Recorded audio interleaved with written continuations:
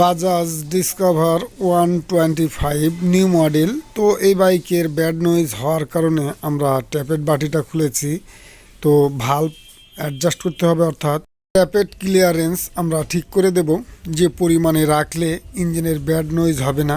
তো আমরা দুটোই কিন্তু অ্যাডজাস্ট করে দেব। তো বড়টা ঠিক আছে, এটা করতে হবে না, ছোটোটাই বেশি অ্যাডজাস্ট করতে হবে। তো ছোটোটা আমরা অ্যাডজাস্ট করে দেবো এইভাবেই, যৎসামান্য কিন্তু ফ্রি রেখে দিতে হবে।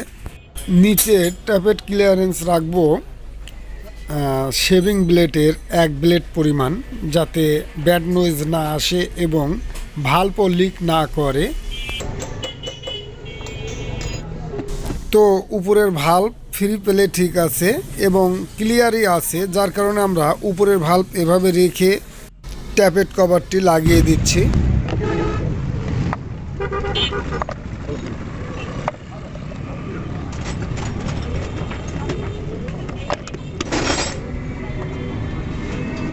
এরপর আমরা বাইকটিকে স্টার্ট দিয়ে দেখব যে টাইমিং চেন অটোটা কেমন আছে। টাইমিং চেন অটো যদি অ্যাকুরেট অ্যাডজাস্ট না থাকে তাহলেও কিন্তু এই ব্যাড নয়েজ হয়।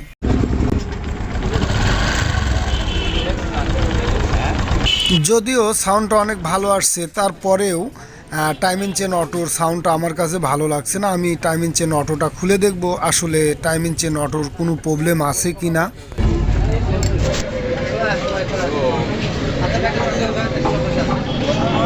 তো এখানে দেখা যাচ্ছে টাইমিং চেন অটোর স্প্রিংটা উপরের দিকে উঠে আছে, যা নিচের দিকে থাকতে হবে তা উপরের দিকে উঠে আছে।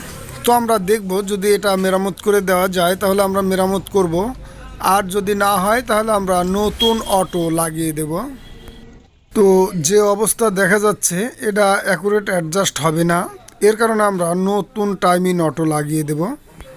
যদিও আমরা অ্যালুমিনিয়ামের কালারের অটো পাইনি, তো আমরা এটাই লাগাবো। আর যেভাবে অরিজিনালি টাইমিংয়ের অটোর স্প্রিং থাকে ঠিক এইভাবে, তাহলে কিন্তু অ্যাকুরেটভাবে অটোর স্প্রিংয়ে কাজ করবে। এবার আমরা টাইমিং অটো লাগিয়ে দিয়ে দেখব ইঞ্জিনের ব্যাড নয়েজ আর থাকে কি না। এছাড়া ব্যাড নয়েজ আসার কারণ থাকে হেডের গাইড, যদি ভাল্ব গাইড যদি লুজ থাকে তাহলেও কিন্তু ব্যাড নয়েজ আসে।